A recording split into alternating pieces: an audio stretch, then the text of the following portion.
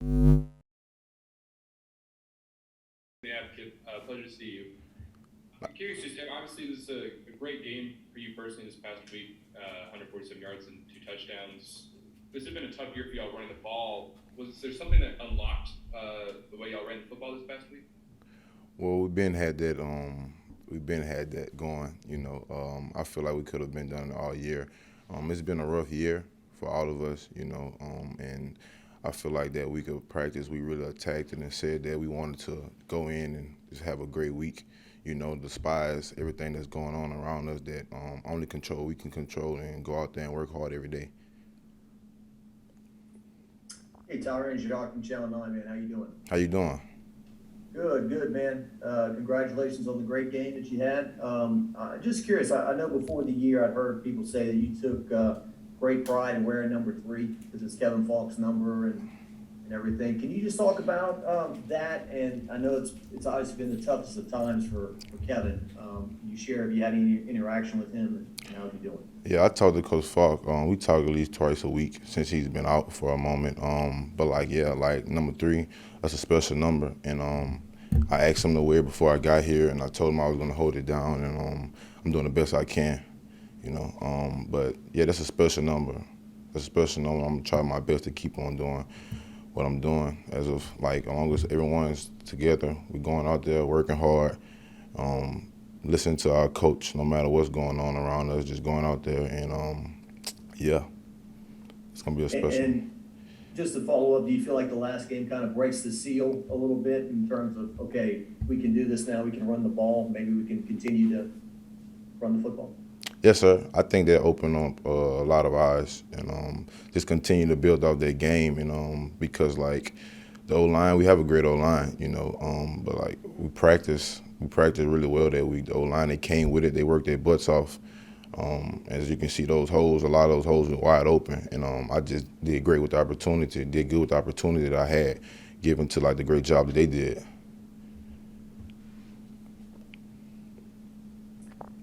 Yeah, hey Ty. I was wondering what your thoughts were on the rivalry between these two schools. I mean, there've been some great games over the years, and what are your thoughts on just how heated it is and what the history is? Well, I mean, growing up watching Florida and LSU always has been a big rivalry game, and I remember like my freshman year, that stadium was so crazy, it was loud, like it was nothing like I've ever seen before, and I remember it was tied up 28-28, and my running back coach he put me in a game, and he was asking me was I ready, and I'm like, of course I'm ready, and that's when I had scored that touchdown to make it 35-28, and it was just electrifying. And I remember, like, I think about that all the time, like just the stadium and how like Tiger Stadium gets, it's something electrifying. So you grew up with this rivalry. How far do you go back with it? What's your earliest memory? Tim Tebow, that's the earliest I remember. Great. Hey, thank you, man. Yes, sir.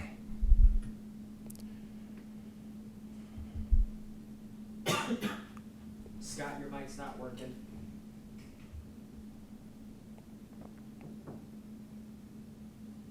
Yeah, hey Ty, this is Glenn West with LSU Country. Was wondering if you could just, I guess, talk about the development of the two freshmen, Corey and Armani back there alongside you. How have you seen those two guys grow throughout the season? They're great, man. We all push each other. Amani, he's probably the fastest out of all of us. He's a real quick, fast kid. Corey, he's real explosive. He's explosive, and he has great balance.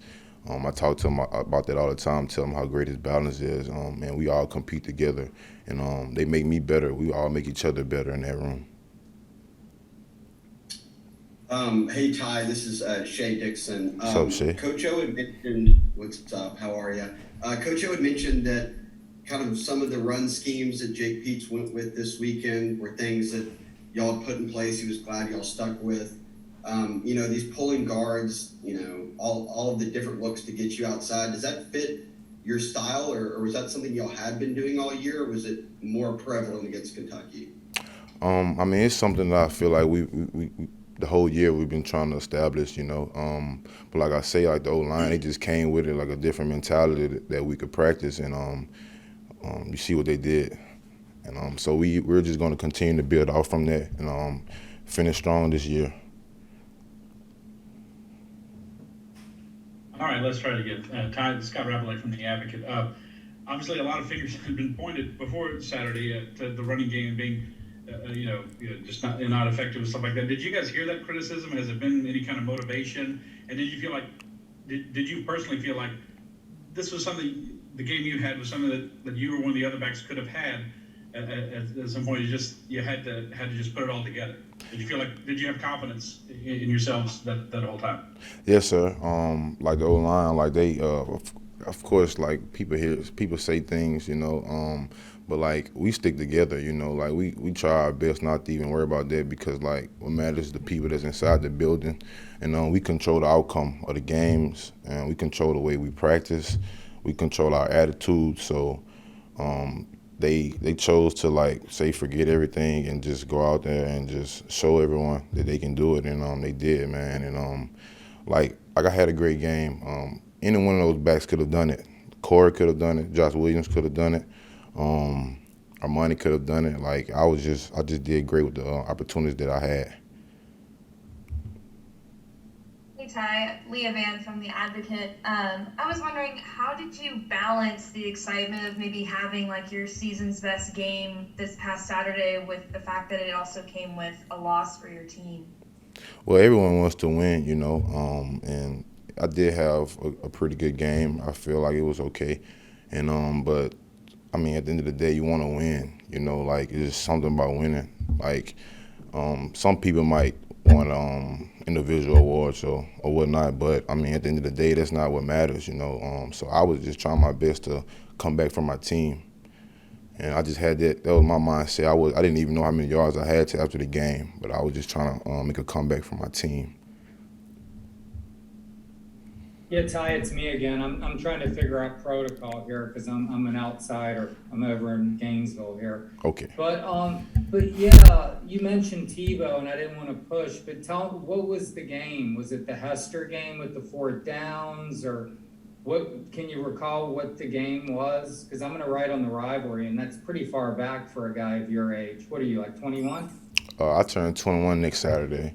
Oh, but man, so you were young when that game was played. yeah, I used to like watch the clippings, but like I'm just used to watching his highlights, like the highlight of those games, because like they always show like on commercials or like just any LSU, anything dealing with LSU football, they show old games. So but I can't really recall like specific people, like you say, because I was young and I was just watching the games and I was just rooting for LSU. But I knew it was like a big rivalry game, and yeah. So it was one of the biggies up there with like Bama and stuff like that. Yes, sir. Okay, great. Thanks for the time. Hey, Tyron, before the year, Coach Orgeron said over and over he wanted you and John Emery to, you know, take the lead and do the rushing attack this year. How tough was it that John hasn't, you know, is not going to be able to play? Have you been in contact? How's he handling all that? I talk to John all the time. I mean, it's tough for anyone, you know. I feel like he's doing the best he can with it, staying positive, and just finishing up. He's been doing really well in school, and just staying on top of everything. You know, he wants to be out there, and I miss him being out there next to me, man. Honestly, like I miss him for real. I guess we never know what would have happened, but do you think he would have been an impact in that pass catching game? We heard a lot about his ability to catch the ball in this new offense, and it never happened. Most definitely, John catch the ball really well. I'm curious, you know, you obviously said spend a lot of time around Max, and he's sort of halfway now through his first full season as a starter. Has there sort of been a moment or a play where you've really seen some growth from him? I mean, he surprises me all the time, man. You know, you just never know with him. You know, he works hard. You know, he's one of the hardest workers on the team. You know, been like that since he first got in, and I remember having a conversation with him when he first got here on campus, and I told him just keep working hard, like just keep doing what you're doing, like, cause I see it and I know everyone else sees it, and yeah, he's a great quarterback in my eyes. Hey Ty, it's Shay again. I know you don't call up the plays, but do you sense? Right. I mean, Kayshawn was obviously a big playmaker with him going down. Do you sense the run game or the running back room will be leaned on maybe a bit more, or is that kind of something that goes through your mind in a time like that? Yeah, but I'll say like those receivers in that room, they have a lot of talent in that room. Like it's unbelievable the amount of talent they have in that room actually. Like they all can be starters. Like I'm not just saying that like they really all can be starters. They're really that good. So like someone's gonna have to step up and be the next man. And I don't think like they have a problem with that. They all compete with each other each and every day. It's hard to play everyone. And I know that's hard for people to like to hear or like for a player to hear, but like they compete with each other every day. They make each other better. They make Kayshawn better. And so like, I mean, and I do believe the run game, we're going to run the ball more, and we're going to try to like keep it going, But I don't think that the receivers are worried. I think someone's going to step up and make plays. Thanks, Ty. Yes, sir. Yeah, Todd, this is Ron Higgins with Tiger Rag Magazine. What's been the hardest part of this year? Has it been the losing or the fact that there's been no holes to run in until last week? Yeah, it's I mean, we all go through adversity, and just like it's been a tough year for everyone, and we just come out there and practice and do our best each and every day. Ty, after the Kentucky game, Coach O talked about how you had something to prove. Do you feel like you played with a chip on your shoulder? Ma'am, I'm sorry. Can you repeat that, please? Can you repeat that, please? I'm sorry. Yeah, so after the Kentucky game, Coach O talked about how you had something to prove this season. And of course, it was your best game. Do you feel like you were playing with a chip on your shoulder? Honestly, I was out there playing football. Honestly, the same way I play every week. I was just giving them the opportunities, and I did the best I could do with them.